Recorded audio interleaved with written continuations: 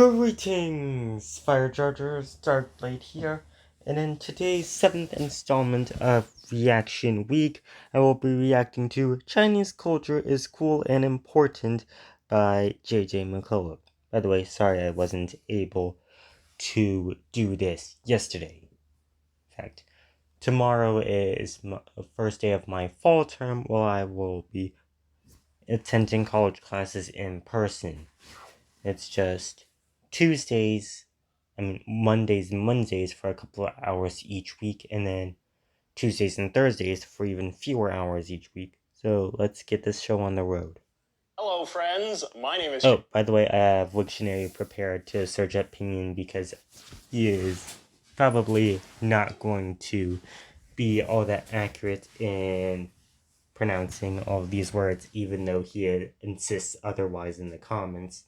JJ, and today I thought we would do another entry in my award-winning... Hello, friends. My name is JJ, and today I thought we would do another entry in my award-winning series on Asian countries. So far, I've done a video on Filipino history, one's on the culture of Taiwan and South Korea, and a couple of videos about Japan.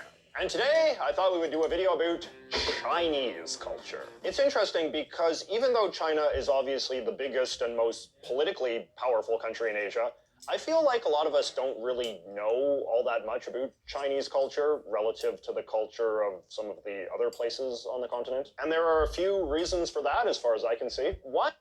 Well, I know barely anything about Korean culture and a lot more about Chinese culture. Well, maybe that's just because I'm part Chinese myself and even went to a school back in Arizona that taught Chinese and had actual Chinese people as the teachers for that. Though, let's keep going. And I don't think most people know anything about other Asian cultures. For example, I know literally nothing at all about the culture of Kazakhstan or most other places in that region. Or Russia. Just kidding. Is just that China has been a poor country for quite a long time and doesn't have the same tradition of exporting high-end cultural goods to the West, the way places like Japan and Korea do. That is starting to change as China gets richer, but even now, most of what China exports to the West are consumer goods manufactured on behalf of Western companies, as opposed to distinctly Chinese goods from Chinese brands. A lot of Chinese immigrants to the West have likewise come from lower middle class backgrounds until quite recently, and people of a lower socioeconomic status just tend to be less on our cultural radar. Chinese food would be the one exception. Chinese food has been very culturally influential because in that case you have working class Chinese immigrants specifically targeting the tastes of middle-class Western consumers. Another big factor would be that 20th century Chinese history was defined by a lot of confusion and argument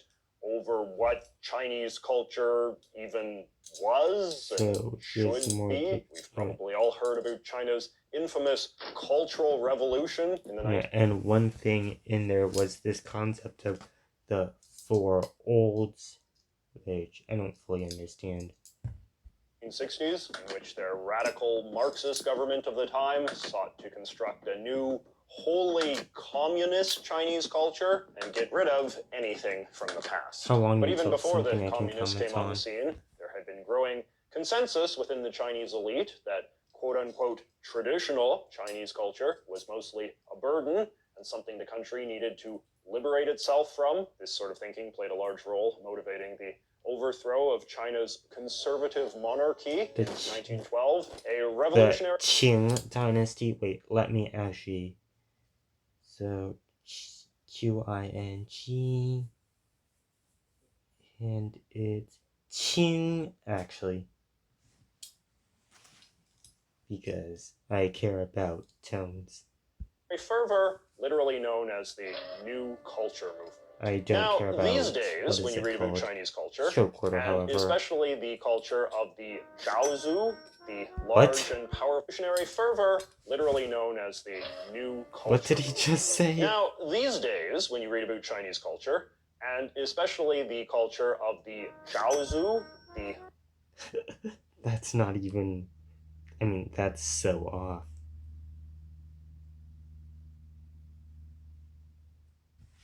The actual pronunciation is 小子. No, 小子. Though I think I could have already gotten it almost 99% correct. And even if I didn't look it up on Wiktionary, because that tone is just 1%. large and powerful middle class population who grew up after the hardcore communist era, you hear a lot about a society trying to achieve a balance, cultural customs associated with the 19th century or earlier are no longer as stigmatized as they used to be, but at the same time, the 20th century efforts to modernize and westernize the country have also stuck. A more market-driven economy has created a Chinese culture more driven than ever There's by also a consumer bit of tastes, revolution but of course they still in large-scale changes after Mao Zedong died. I mean, Mao Zedong. do have an officially communist government that believes it has a right to step in and redirect that culture when necessary. Anyway, the other day I bought something that I think perfectly embodies all of this. It is a little figurine made by the popular Beijing-based toy company Pop Mart from their series Minions Travelogues of China. Apparently, the Pop Mart people were... So it isn't that, what is it called, the puzzle, because in his videos on Taiwanese and South Korean culture, you had like this jigsaw puzzle, and each piece represented a certain something. I know that because I've already watched this video and the other two. Able to get the lucrative Minions account, and they used it to make a bunch of little toys depicting Dave and Tom and Stuart and all of your favorites doing all of these different culturally important Chinese things. And I think this is quite cool because it is such a great symbol of where Chinese culture is these days. We got this new trendy Chinese company using a popular American franchise to celebrate and sell a certain vision of what middle-class Chinese people in the year 2024 understand to be the defining aspects of their culture, which includes a lot of centuries-old traditions. So today, I thought we would just go through each of the 13 different things that the Pop Mart people have the Minions doing and see if we can maybe learn a little bit about Chinese culture in the process. And I'll see how off base his phonology gets. Hopefully there are parts where it's not. Okay, so first up we have candied Haw's Tong. Haw is short for hawberry or hawthorn berry, which are these little apple-like fruits you don't see much here, but are quite popular in China. I actually went to the Chinese supermarket here in Vancouver, hoping they would have some hawberries for sale, but didn't have any luck. Maybe they're out of season or something. I did, however, get these dried hawberry chips and this nice hawberry drink, this little pack of hawberry candies, and this hawberry tea. Maybe they're out of season or something. I did, however, get these dried hawberry chips and this nice hawberry drink, this little pack of hawberry... Oh, I've seen this candy a bunch. I think it was mostly at Lily where I saw it, though I think it might be available at the local Asian market near where I currently live. My mom and brother were much bigger on this. I never really liked this candy. I never got it. I was more a fan of Yan Yan's and Hello Panda. Wait, let me actually show you what those are. So we're going to get... By the way, this is a word that appears in a recent anime I've seen up to 2 episodes of. So we're going to... and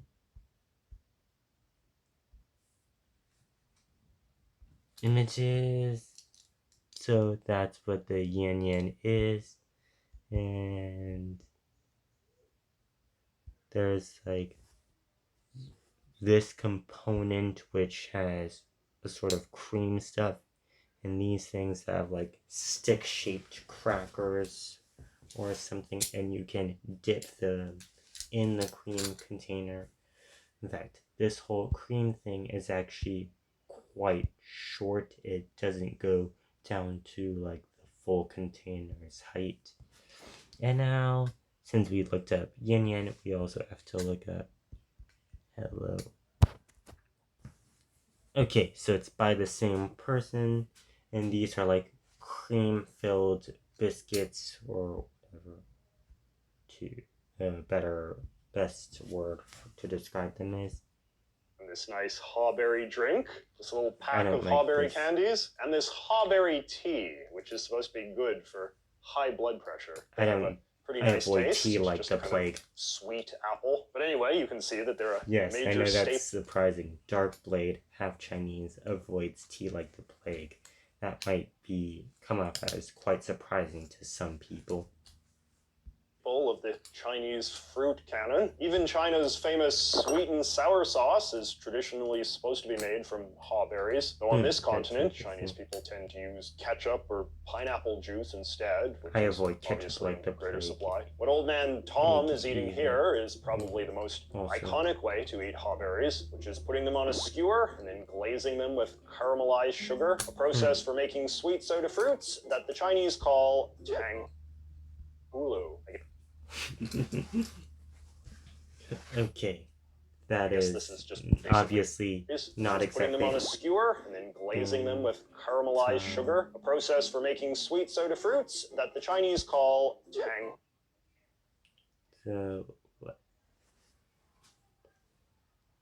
So the correct pronunciation, according to dictionary, is 冰糖葫芦. 冰糖葫芦. I might have gotten the tang and the hu wrong a bit. The second tone was always my worst. Hulu. I guess this is just basically the Chinese form of candied apples. And like candied apples, it's associated with something you get at outdoor street festivals, especially Chinese New Year. Apparently, a lot of Chinese people in fact, I've actually never been in China for Chinese New Year itself. It was always during the late summer, so around July, right before school, because back in Arizona, school began like early to mid-August. Very iconic winter thing. You can see Tom has his in this little stick thing, which is how they're often displayed and sold. All right, next we got Chinese Calligraphy Dave. Now, one of my most stereotypical white guy personality traits is that I really like Chinese calligraphy. Even as I film this, I'm looking at a big Chinese calligraphy scroll I have on my wall back there. There's just something about Chinese characters that makes them look uniquely beautiful when written in these graceful, inky brushstrokes. Chinese clearly agree, because the art of Chinese calligraphy, known as shufa, has been around. Okay, shufa, that is actually somewhat decent. So that's passable. And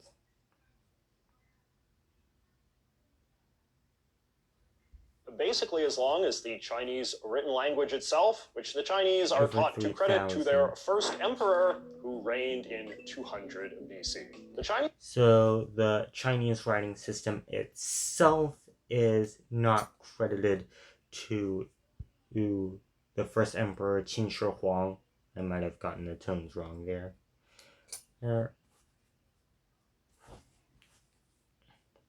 Actually, let me look up the...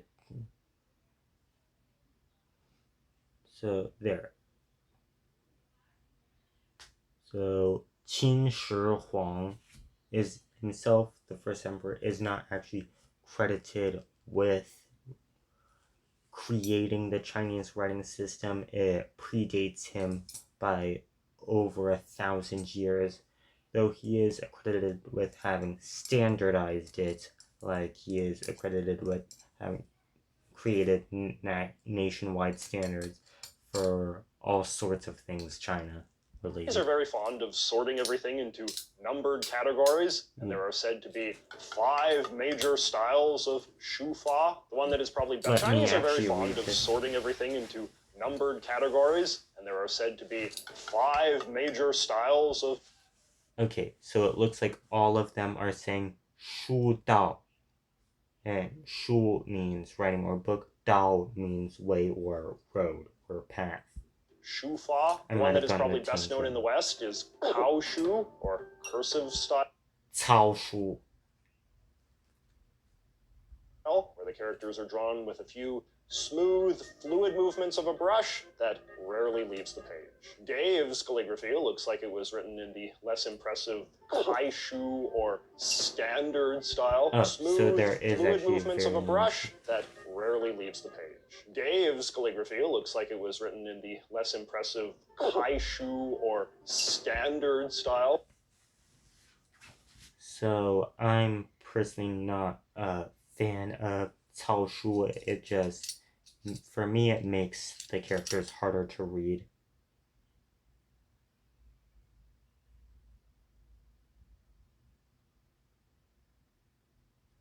Oh yeah, those is 书的.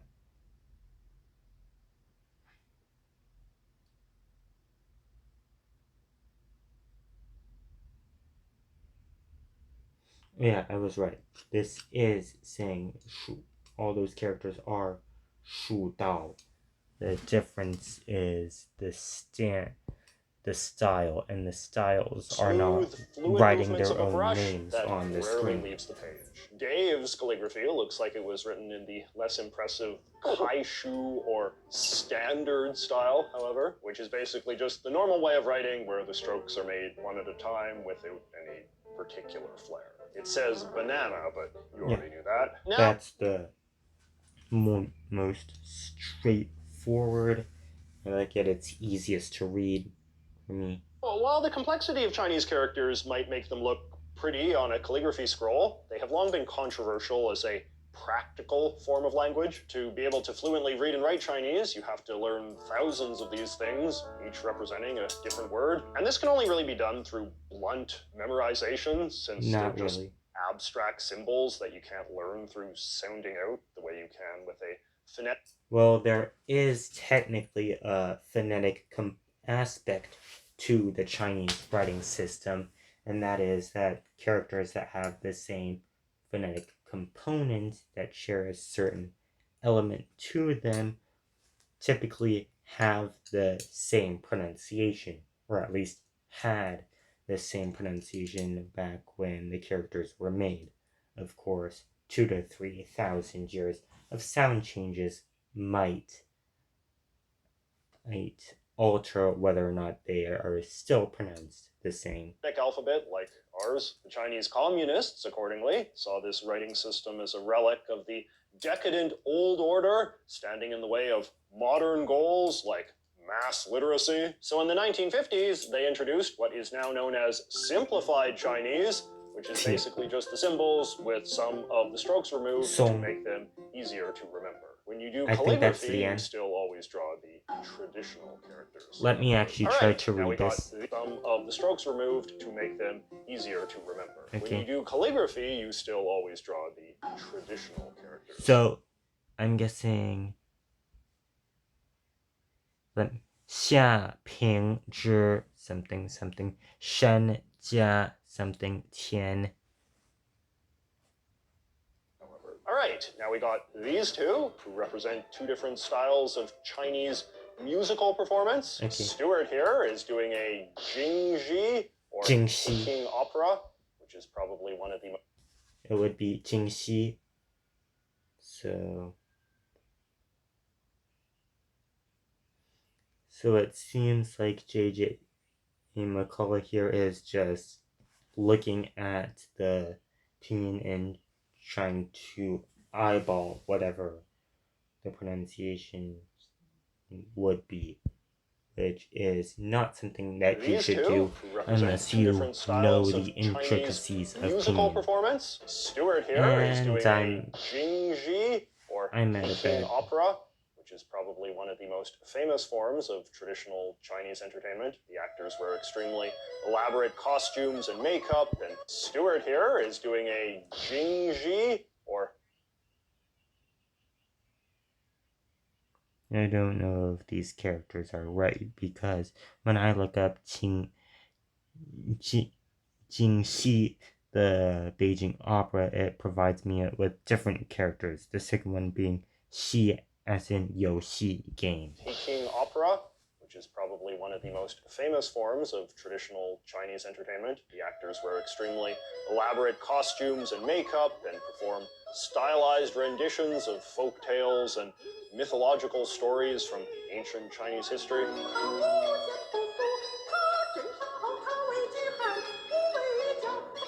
It is quite similar to Japanese kabuki, if you're familiar with that. And like kabuki, it is an art form that achieved its peak of popularity in the 19th century as a form of entertainment for the country's growing elite. Now, I talked a bit about this in my Korean cultural video, but I remain officially skeptical about just how much anybody cares about this sort of thing today. On the one hand, it is obviously impressive that people have been able to keep an art form going for this long. But on the other hand, it's also hard to avoid the impression that continuing a form of art this weird and old-fashioned is being done more for the artists than the audiences. But if you're Chinese, let me know if I'm wrong about this. Do you know anybody that's like legit super into Chinese opera in the 21st century? But I don't think I've ever been to Beijing. Representation of the Chinese music scene, we have Shanghai Singin' Tong. He's dressed as a Chinese pop star from a very particular period of 20th century Chinese history, the era between the fall of the monarchy and World War II,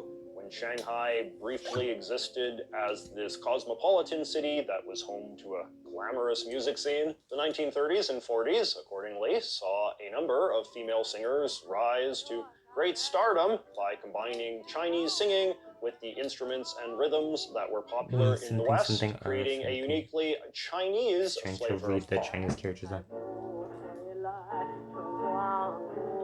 So though a lot of the musicians associated with this scene fled to Hong Kong after the war and the subsequent communist takeover, their music remains popular in China to this day. It enjoys a sort of nostalgic charm as a relic of an optimistic period of Chinese history.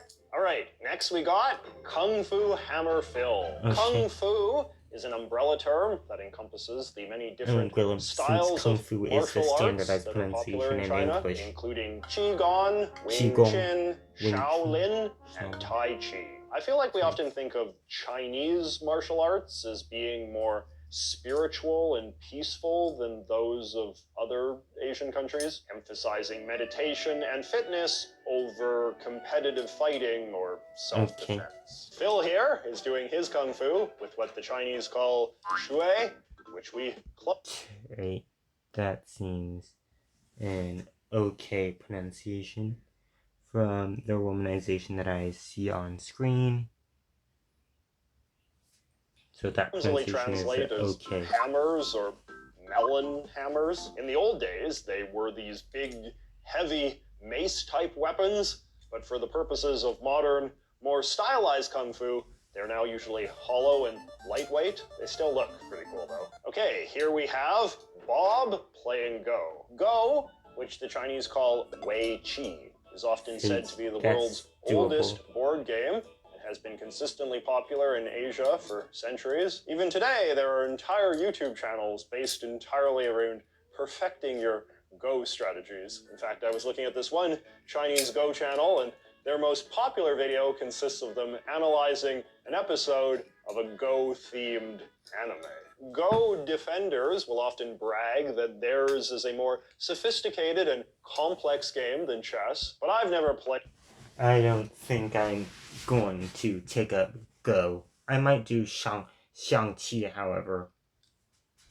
So I can't tell. Have you played it? I do know this, however. And I haven't While a played computer Shang-Chi. famously beat noted chess champion Garry Kasparov back in 1997, it took until 2016 for a computer to beat a champion Go player. All right, next up, Terracotta Warrior Kevin. So you may recall that a few minions back, I mentioned how the Chinese writing system is usually credited to China's mighty first emperor. That guy was known as Qin Shi Huang.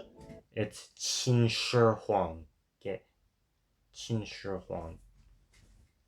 He's more or less considered China's founding father. Back in the 2nd century BC, he started off as the ruler Back in the 2nd century BC, he was already quite a bit dead. Smaller kingdom, and he conquered all the other kingdoms around him and proclaimed himself the first emperor of a united China. He was a radical who did a whole bunch of stuff and killed a whole bunch of people. But what matters to us is that before he died, he built himself a giant, opulent tomb full of all sorts of monuments to his magnificence. Though the location of this tomb has been known forever, what wasn't known was just how big the tomb was until the early 1970s, when some people digging a well near the tomb unknowingly exposed a gigantic covered pit of over 6,000 life-sized clay soldiers built to protect the emperor in the afterlife, the terracotta warriors of Xi'an.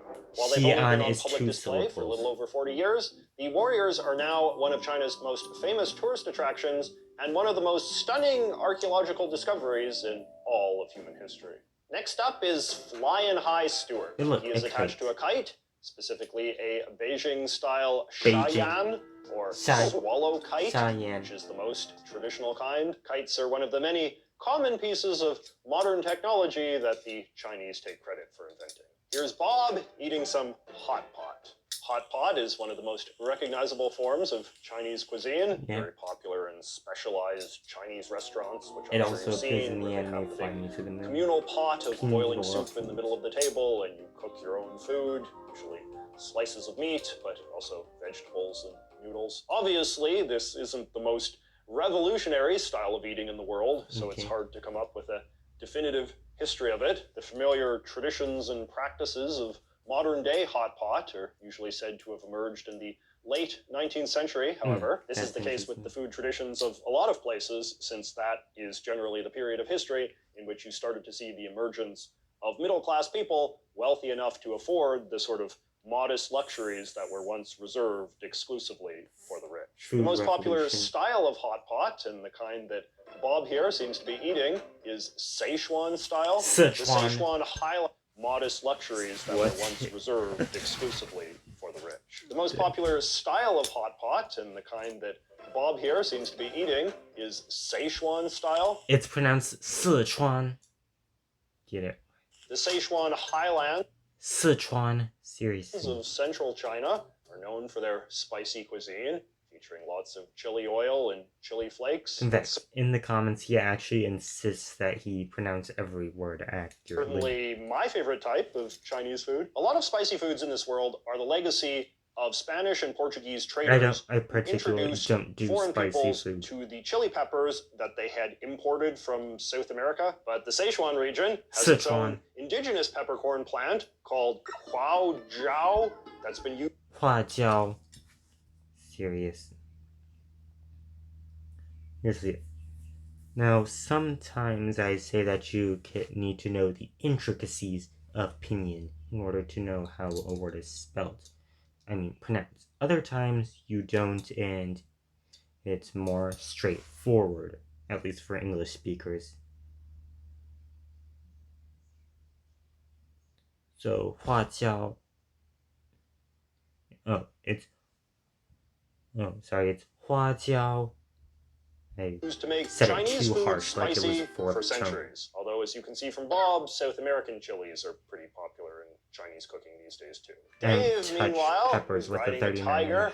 Tigers, which are native to China, are one of the most exalted animals in Chinese culture. On the Chinese zodiac, only the dragon outranks the tiger, the king of all beasts. For centuries in China, they have featured... Yes, by the way, I think he's referring to the cultural prestige that each animal has. Prominently in both high art and folk art alike. What Dave is riding here is supposed to be a traditional Chinese tiger doll, which are common little good luck knickknacks. You can see it has the Chinese symbol for king on its forehead, and its mouth and whiskers are made out of a bunch of strings tied together, which is the traditional look. Today, wild tigers are almost extinct in China, and somewhat paradoxically, their veneration in Chinese culture is partially to blame. There is a traditional belief in China that tiger bodies are basically magical and that you can make all sorts of miraculous healing potions from tiger bones and tiger blood and tiger stomach acid and tiger penises and so on. Chinese poachers and the Chinese market for tiger parts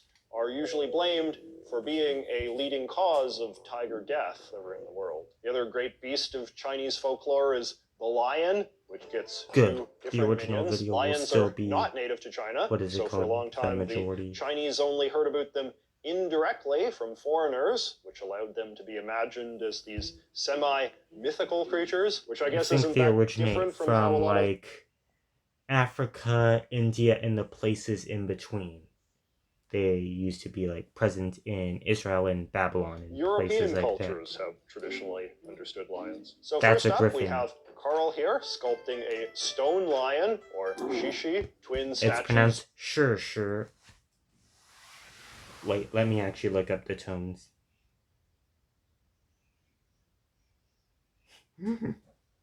Apparently, one of the things that when I typed in sure, one of the things that came up was Jirjul, which is the word for spider, which is notably not pronounced. So it's sure. I mean, sure. This is a hard one because it uses, how should I say, that second tone. Lions have been used to signify the entrance to an important place in Chinese culture for centuries, and today this tradition is overused to the point of cliche. Once used to guard palaces and tombs, in modern-day China, you're more likely to see them guarding hotels or shopping malls. Chinese people will often be quick to point out that the two lions are not supposed to be identical, but rather one is male and one is female, and there's little subtle indications so you can tell who's who. The male is supposed to be on the right and has his paw on a ball with his mouth open, while the female is on the left and has her mouth closed and has her paw on a baby. The super traditional way to sculpt these things is to leave a perfect orb of stone rolling around in their mouths, something which I'm sure has entertained generations of poor Chinese children. And then we have Lion Dance Stewart, who is doing the iconic lion dance associated with Chinese New Year, China's oldest and most important holiday. Traditionally, China was one of many Asian countries that used the lunar calendar, which begins the new year. Okay, so the word lunar is actually an English word that comes from Latin. So now he's mispronouncing English. So how this calendar works is that each day begins at midnight, I think. That's what the wiki page said. And the first day of each month is the completely black new moon. And there are generally 12 months in a year. However, every 2 or 3 years, there is a 13-month long year, like there are in all lunisolar calendars, to rope it back into sync with the sun. The Hebrew calendar also does this, though the Islamic calendar does not do this intercalation to rope it back into sync with the sun. In fact, the Quran actually prohibits intercalation, according to the wiki page. I think so. In the Islamic calendar, it's just straight 4 months. I mean, just straight 12 months, each being 29 or 30 days long.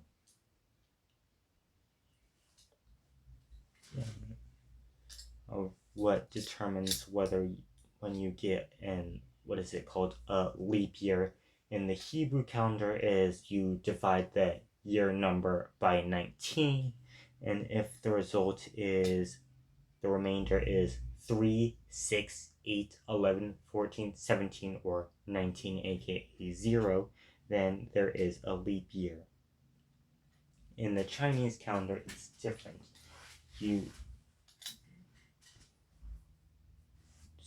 The Chinese calendar defines the 11th month as a month of winter solstice that always happens in the 11th month of the traditional Chinese calendar.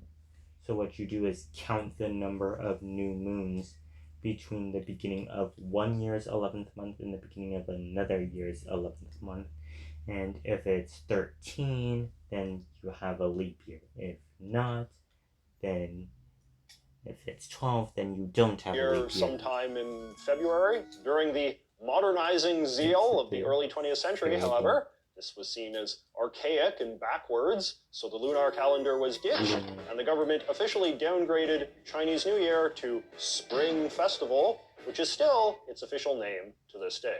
Though decadent, old-fashioned festival. In fact, in the traditional Chinese outlook, the equinoxes and solstices are viewed as the zenith of the seasons, not the beginning of the seasons. So, where we in the West would see the spring season as beginning in, what's it called, spring equinox, which is about March 20th. In China, they would see that as the zenith of the season, and that the season actually began much earlier, like in February 5th or something. Were forbidden during the hardcore communist era.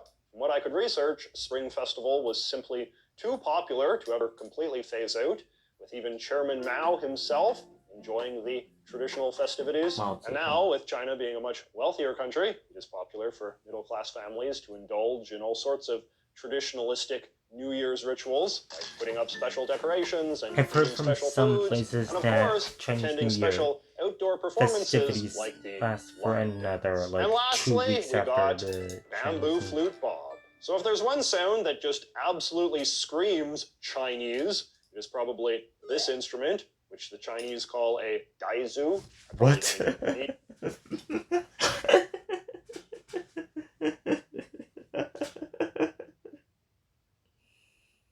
Let me actually look up the tones, though I could probably get relatively accurate without it. So the exact pronunciation is dizi. Dizi. That might be a bit off. Again, what's it called? The 4th tone has been my worst. It's always been my worst. And the Cantonese, it's dekzi. To play a sample of it for you. Even if you don't know the ins and outs of pinyin, you should still be able to say a lot of things reasonably more accurate than JJ did here. Just mentioning the existence of a Chinese flute has likely already conjured up a very stereotypical sort of music in your mind. Yeah, one time I was at a buffet, and I think there was Chinese flute or xylophone music used to play a very modern Western song. I think it was Enemy. Let me actually look it up. So it was...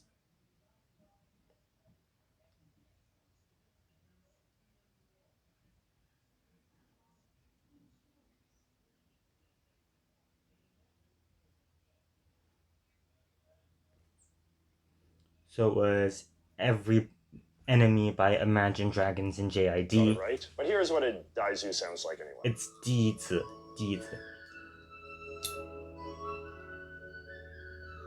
So yeah, basically the establishing music that a movie, cartoon, or video game will use whenever it wants you to know that what you're seeing is taking place in China, if not Asia itself. Although these days a daizu can be made of... Dizi.